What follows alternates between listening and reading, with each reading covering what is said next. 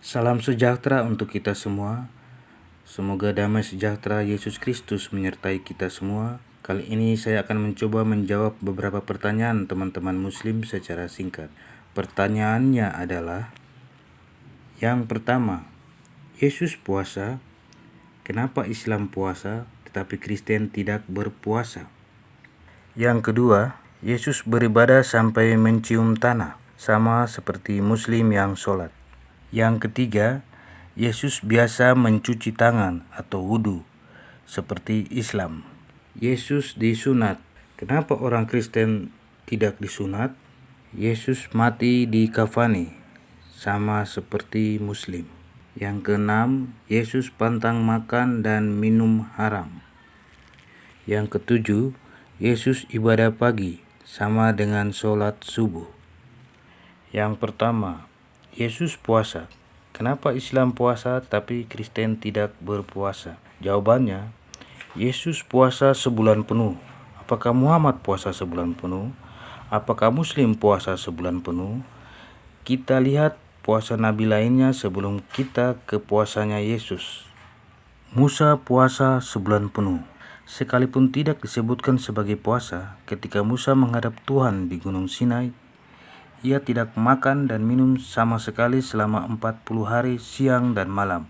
Umumnya para ahli Alkitab mengatakan bahwa puasa Musa ini adalah puasa pengecualian karena ia langsung berhadapan dengan Tuhan dalam Keluaran 32 ayat 28. Puasa Elia. Puasa Elia selama 40 hari 40 malam tanpa makan dan minum di dalam perjalanannya menuju Gunung Horeb. Ini merupakan pengecualian karena Elia mendapat makanan langsung dari malaikat Tuhan dalam 1 Raja-Raja 19 ayat 8. Puasa Musa dan Elia dapat dikatakan sebagai puasa luar biasa karena Tuhan yang berinisiatif memberikan kekuatan untuk bertahan. Kemudian kita ke puasa Yesus.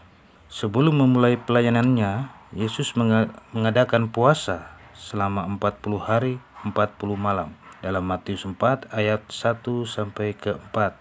Saya kira Muhammad dan Muslim tidak akan mampu puasa 40 hari tanpa makan dan minum. Tanpa bantuan Tuhan, saya rasa Muslim pasti sekarat atau mati, alias sakratul maut. Pertanyaan yang kedua, Yesus beribadah sampai mencium tanah sama seperti Muslim sembahyang, sampai mencium tanah dalam sholat Islam. Jawabannya, saya tidak pernah membaca di Alkitab atau Injil Yesus mencium tanah. Saya menantang setiap Muslim untuk membuktikan Yesus beribadah sampai mencium tanah. Pertanyaan yang ketiga, Yesus biasanya mencuci tangan atau wudhu sama seperti Muslim. Jawabannya, Yesus mencuci tangan dan kaki adalah adat istiadat ataupun kebiasaan orang Yahudi secara turun-temurun. Biasanya jika bertamu ke rumah orang, biasanya tuan rumah menyediakan air dalam tempayan untuk mencuci tangan dan kaki. Begitu juga masuk ke rumah ibadat atau sinagog.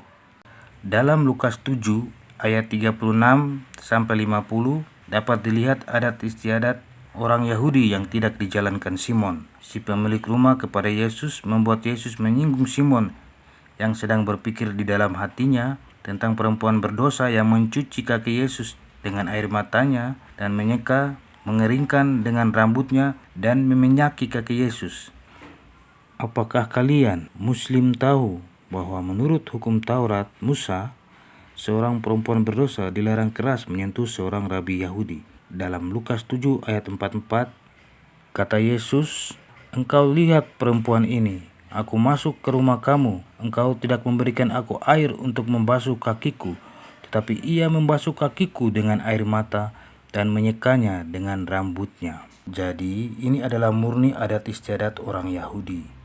Tidak ada hubungannya dengan wudhu bin fudu Islam sama sekali. Wong sebelum orang Arab ada saja, adat istiadat orang Yahudi sudah mereka praktekkan turun-temurun.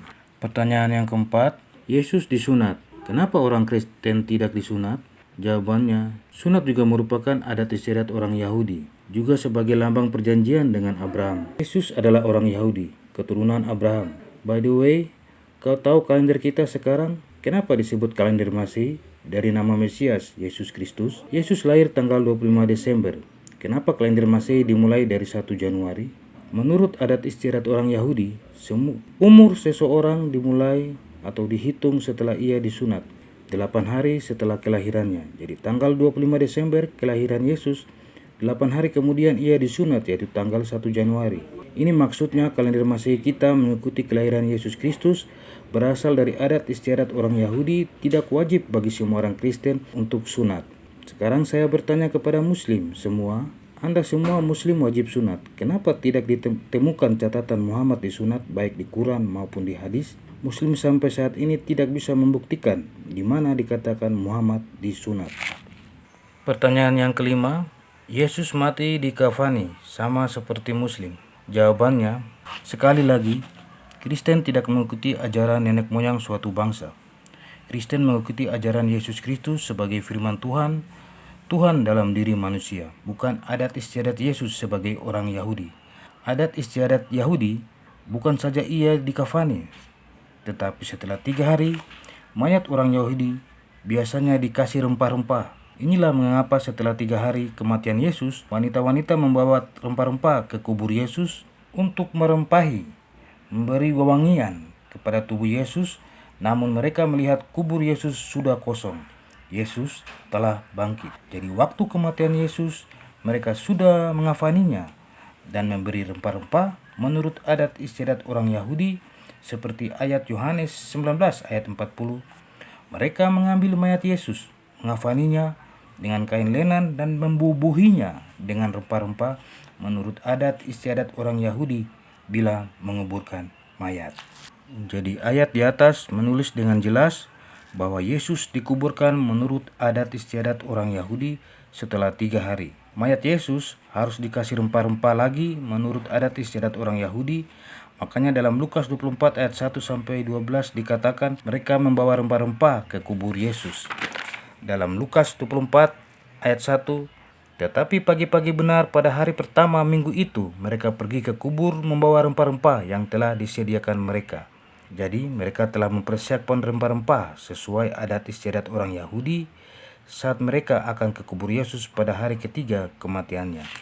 Namun Yesus Kristus sudah bangkit. Apakah Muslim mempraktikkan ini? Muslim Indonesia bahkan menambahkan adat istiadat orang Jawa atau Melayu.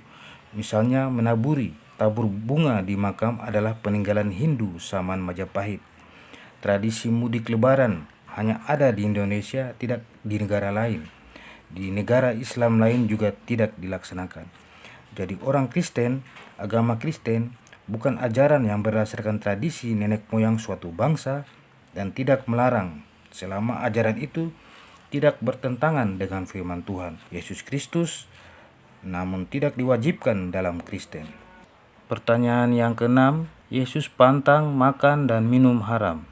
Jawabannya, untuk makanan yang haram selama Yesus di dunia, sebelum dia genap 30 tahun untuk mengajar, ia hidup dan tunduk pada hukum Taurat. Sebelum dia genap waktu mengajar. Ketika sudah genap waktu mengajar, mujizat pertamanya adalah air menjadi anggur dalam pernikahan di Kana dalam Yohanes 2 ayat 1-11. Alkohol tidak haram. Yang haram adalah minuman alkohol digunakan untuk mabuk-mabukan dan pesta pora, serta berbuat kejahatan dalam pengaruh alkohol. Minum alkohol untuk perayaan pernikahan mendatangkan sukacita tidak diharamkan. Perbuatan manusia yang haram atau diharamkan. Alkohol juga digunakan di rumah sakit untuk operasi bedah, suntik, vaksin corona, imunisasi, dan lain-lain. Bukankah itu semua haram? Alkohol haram di Islam masih ada abu-abunya. Tidak jelas. Alkohol tergantung penggunaannya. Yang salah adalah alkohol disalahgunakan seperti kejahatan di bawah pengaruh alkohol. Untuk makanan yang haram, Yesus berkata, apa yang masuk makanan tidak haram, tetapi yang keluar dari mulut yang menajiskan. Dalam Matius 15 ayat 11 dikatakan, dengar dan camkanlah, bukan yang masuk ke dalam tubuh yang menajiskan orang, melainkan yang keluar dari mulut, itulah yang menajiskan orang. Itu yang diajarkan, yang keluar dari mulut itu yang haram, seperti menipu, memfitnah Yesus, menghujat ajaran Yesus, itu lebih haram daripada makan babi atau anjing dengan sayur kol. Pertanyaan yang ketujuh, Yesus ibadah pagi sama dengan sholat subuh Muslim. Tidak ada hubungannya doa pagi dengan sholat subuh. Banyak orang Kristen yang sudah melakukan doa pagi antara jam 3 sampai jam 5 pagi. Tidak ada hubungannya dengan doa pagi, sholat subuh Muslim itu. Lagi pula, Yesus biasanya naik ke gunung untuk berdoa, tanpa wudhu seperti Islam untuk berdoa. Saya pikir itu saja jawaban saya secara singkat. Jika ada yang belum jelas, saya mungkin mencoba membantu. Dengan Anda bertanya, Anda bisa bertanya di kolom komentar. Nanti saya akan membaca dan mencoba menjawabnya di kemudian hari. Terima kasih, itu saja yang dapat saya sampaikan pada hari ini. Salam, selamat menjalankan aktivitas. Tuhan Yesus memberkati.